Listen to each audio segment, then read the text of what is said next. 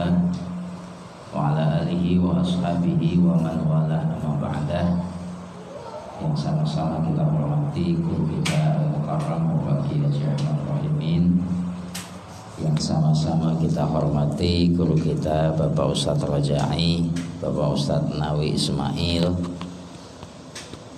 Bapak Ustadz Mulyono, Bapak Ustadz Muhammad, Bapak Karim, serta para orang tua yang tidak kami sebutkan namanya satu persatu, tapi insya Allah tidak mengurangi hormat saya.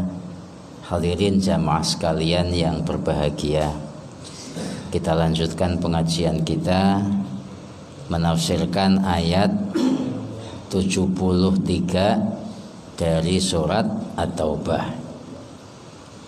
Bismillahirrahmanirrahim. Ya ayuhan nabiyyu, wahai Nabi Muhammad. Ini contoh Pak ya, Allah aja nggak pernah nyebut Nabi Muhammad, hei Muhammad, nggak pernah. Selalu menggunakan kalimat ya ayuhan nabiyyu. Hei Muhammad, jahidil kuffar, perangilah orang-orang kafir bisayfi dengan pedang, wal munafiqina dan orang munafik bil lisani dengan lisan, wal hujjati dan argumen, waghlud alaihim dan tegaslah kepada mereka, wa ma'wahum bermula tempat kembalinya mereka jahannamu adalah neraka jahanam. Neraka jahanam itu wabisa seburuk-buruknya apa al-masiru tempat kembali. Ini di zaman Nabi Pak ya. Kata perintah Allah kepada Nabi Muhammad, perangilah orang kafir. Cara meranginya apa? Dengan ngangkat senjata. Kenapa perlu ngangkat senjata? Karena orang kafir waktu itu mulai duluan ngangkat senjata. Tapi kalau enggak ngangkat senjata jangan dimusuhin. Jadi orang-orang kafir zaman dulu itu diperangi Rasulullah itu gara-gara mereka mengangkat senjata, maka diperangi. Jangan dianggap Rasulullah itu sadis. Memang di dalam sejarah Islam itu peperangan dalam Islam banyak sekali. Sampai berapa peristiwa itu? Lebih dari 10 kali peperangan. Orang yang nggak paham seolah-olah Islam itu identik ngangkat senjata, tanpa disadari Rasulullah walaupun perang lebih dari 10 kali, tapi korban yang meninggal dunia itu Pak, itu nggak nyampe angka 400 orang. Lah kalau Amerika sekali perang ribuan mati. Jadi salah kalau dianggap bahwa Islam itu sadis, karena ya kalau perang lebih dari 10 kali yang meninggal cuma 400, itu berarti dalam peperangan cuma 40 orang. Kalah sama corona, lebih sadisan corona. Lebih sadisan corona. Corona sekali wabah 300. Jadi jangan disalahpahami tentang perang di masa Rasulullah. Jadi Rasulullah berperang itu karena membela diri. Ya kalau mereka sudah hengkang, ya udah nggak dikejar. Kalau mereka damai, ya udah damai. Makanya apa? Korbannya sedikit. Lah kalau orang sekarang perang nafsu yang dikedepankan, udah ngalah masih serang terus. Bukan pasukan, bukan tentara, rakyat biasa habisin juga. Ini keterlaluan kalau yang begitu. sadis kalau gitu. Kalau Nabi nggak sadis. Ya kalau sudah mereka mulai kemudian mereka mengakhiri, ya, kau yang mulai dan kau yang mengakhiri, ya udah gitu. Itu zaman Rasul. Wal munafiqin, dan orang munafik. Kalau orang munafik Pak, bukan dengan pedang. Nah, ini yang kadang-kadang Ustadz YouTube tuh siapa itu? Ya, iya, gara beda politik munafik halal darahnya. Ngaji mana itu? Kalau dalam tafsirnya, kalau orang munafik peranginya bukan pakai senjata, tapi apa? Bil lisani wal hujjah, yaitu dengan lisan dan argumentasi. Waghlud alaihim, yang pasti kudu tegas, kudu tegas.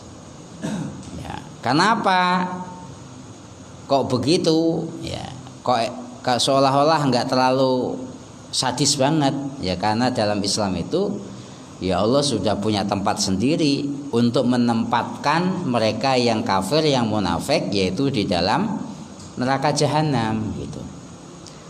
Yahlifuna billahi ma qalu, orang-orang munafik itu sumpah kepada Allah. Ma qalu, ya, ma qalu berupa satu perkataan yang mereka katakan kepadamu. Yaitu dengan apa? Maksudnya bukan sumpah biasa, tapi sumpah serapah. Kata mereka, syukurin, ya, Muhammad sekarang dikepung gitu Pak, jangan bantuin biar mampus kalian. Orang munafik begitu Pak. Jadi orang yang lain mempersiapkan diri untuk menghadapi musuh, ini malah nyukurin gitu. Jadi ibaratnya teman kena musibah malah disyukurin gitu, bukan dibantu malah nyukurin tuh. Walaqad qalu kalimatal kufri, mereka itu berkata berupa perkataan kafir. Wa kafaru ba'da islamihim, dan mereka kembali kepada keyakinan awal, padahal mereka awalnya masuk Islam. Wa hammu bima lam yanalu, dan mereka ya punya maksud, pretensi, hanya saja apa yang mereka inginkan itu tidak tercapai. Jadi ini kisahnya. Jadi setelah perang Tabuk Pak ya, setelah perang Tabuk yang kemarin sudah kita ceritakan, perang Tabuk baru nanam padi gitu ya, musim dingin ya, kira-kira kayak sekarang lah, petani-petani lagi nanam padi gitu ya, padinya mikir-mikir ini ya, ini kebanjiran apa enggak gitu ya, kira-kira begitu. Kalau orang kampung sekarang lagi mumet Pak. Kenapa? Baru nanam kemarin, lah hujannya begini. Yang ditanam sama airnya tinggian airnya, ini mati apa enggak?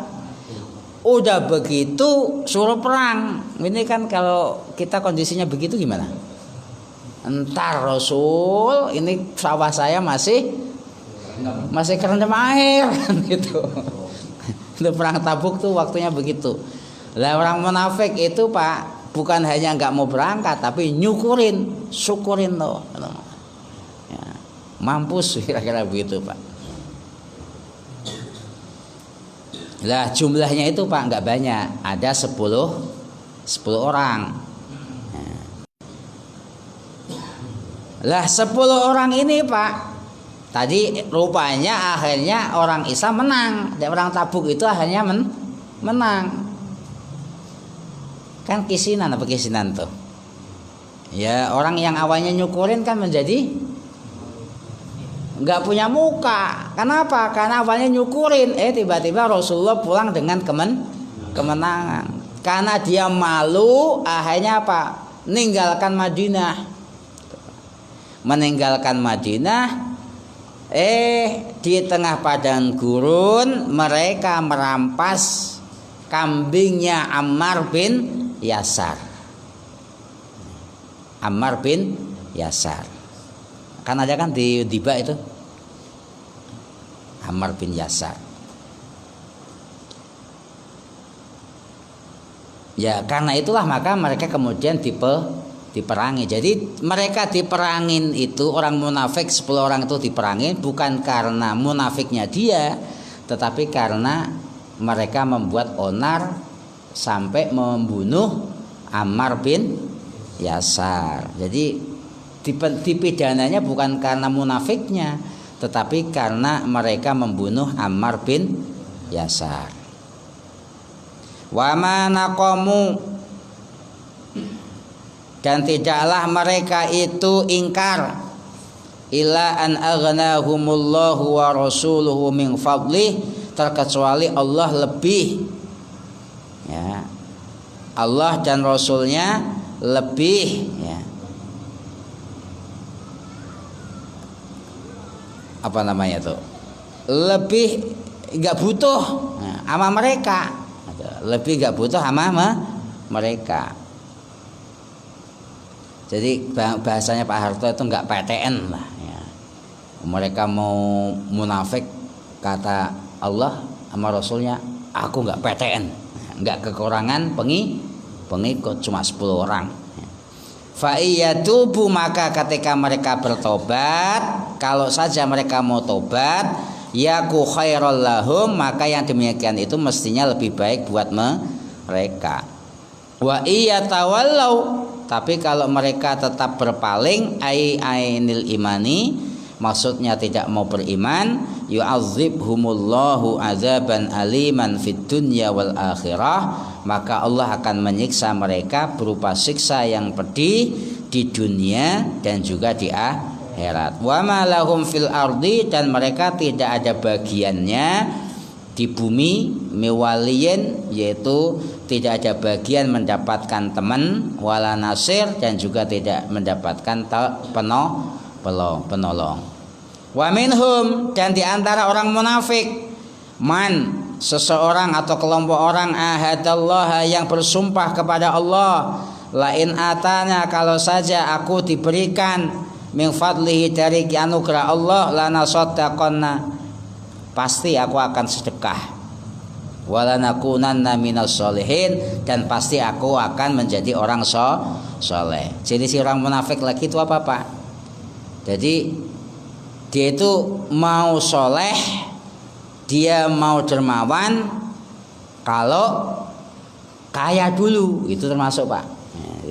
Jadi kalau selama miskin, miskin mah yang sembahyang mah, yang wajib sembahyang, yang ngaji mah yang kaya-kaya aja lah. Kalau saya mah kan orang miskin, nggak wajib sholat, nggak wajib itu termasuk orang munafik Pak, yang begitu tuh. Lah siapa dia? Dia itu adalah Sa'labah bin Hatib.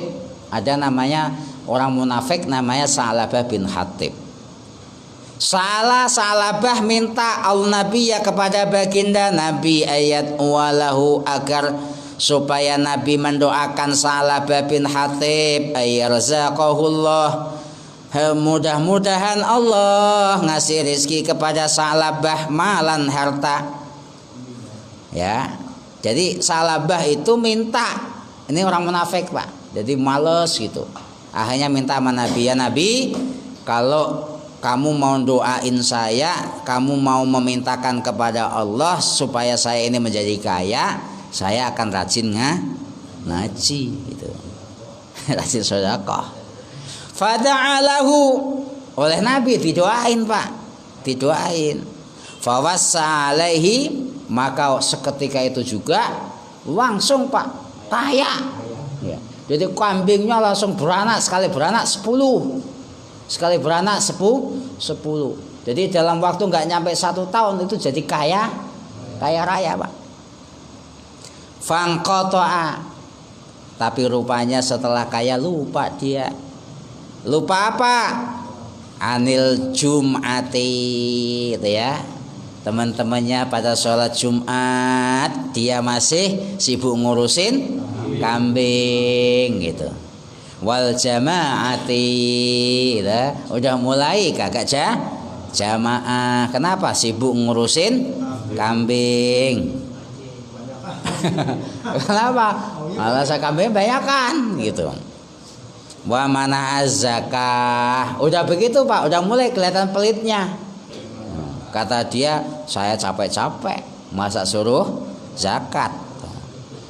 Falamma atahu min fadlihi, maka ketika Allah memberikan anugerah kepada mereka, bakhilu, mereka pun pelit bihi, atas nikmat Allah. Wa tawallau, dan mereka mulai berpaling an taatillahi, dari taat Allah. Wa hum mu'ridun, dan mereka itu pada berpaling.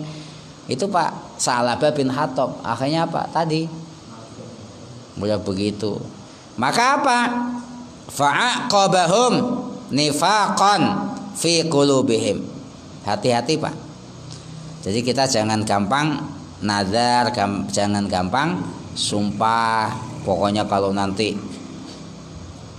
kebun saya laku, ya, datang nih ya Ustaz Rojai, tolong bantuin saya. Kenapa?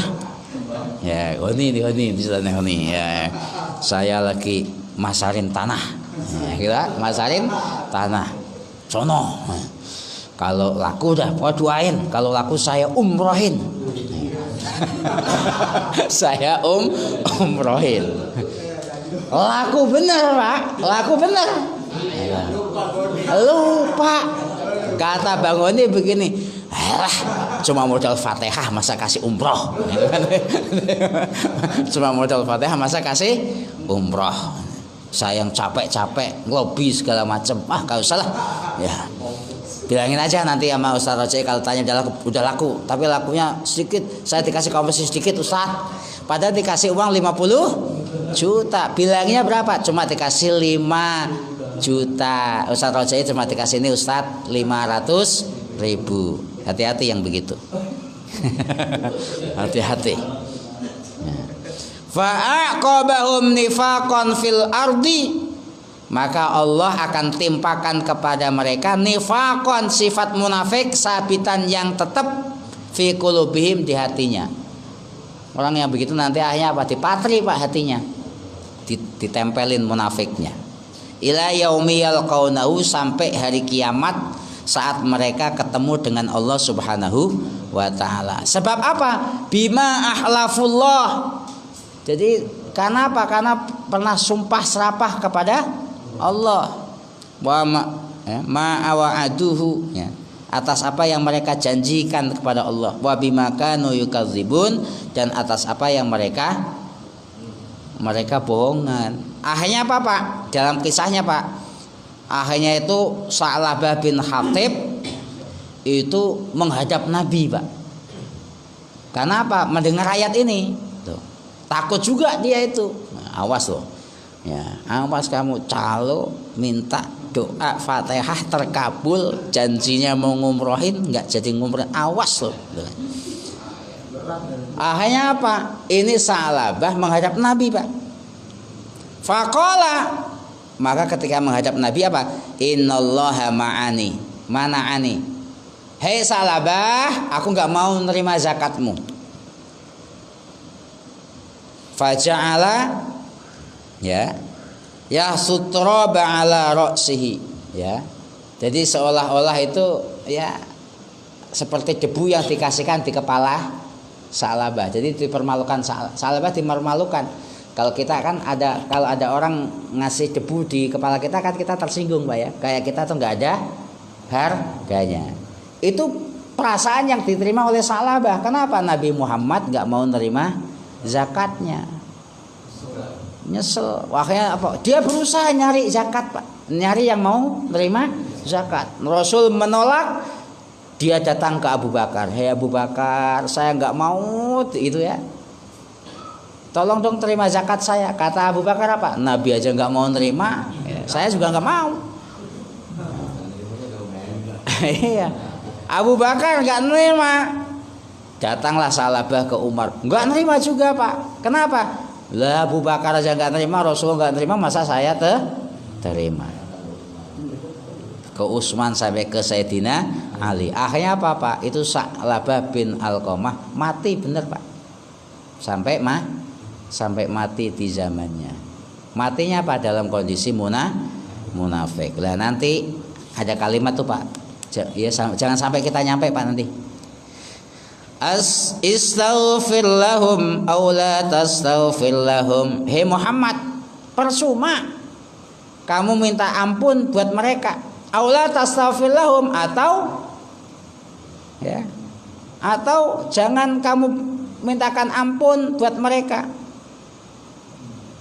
Ya, kalau udah orang begitu Pak, Nabi Muhammad minta Allahumma taqabbal wa usil sawaba ma qara'nahu ila hadratir ruhi Al-Qamah apa bin Hatib, kata Allah nggak bakalan diterima. Kenapa? Udah terlanjur. Maka jangan sampai kita menjadi orang yang seperti Sa'labah bin Hatib. Ya jadilah ya yang wajar-wajar aja lah ya, yang wajar aja lah. Intastaghfir lahum sab'ina marrah, walaupun kamu mintakan ampun buat dia itu sehari 70 kali. Dua. Walaupun kamu ngundang ustadz ya, ustadz suruh ngimamin tahlil 70 rombongan, nggak bakal diterima. Itu kalau sudah nyampe begitu, Pak. Fala yaghfirallahu lahum, maka Allah tidak akan mengampuni mereka. Lah begitu kenapa? Dzalika bi annahum kafaru billah. Karena itu sebab mereka itu kafir kepada Allah wa rasulihi, dan utusannya Allah. Jangan sampai kafir sama Allah, kafir sama Rasulullah. Wallahu la yahdil qaumal, maka Allah tidak akan memberikan petunjuk kepada orang-orang yang fasik. Wallahu a'lam bishawab. Mudah-mudahan bermanfaat. Kurang lebihnya mohon dibukakan pintu maaf. Assalamualaikum warahmatullahi wabarakatuh.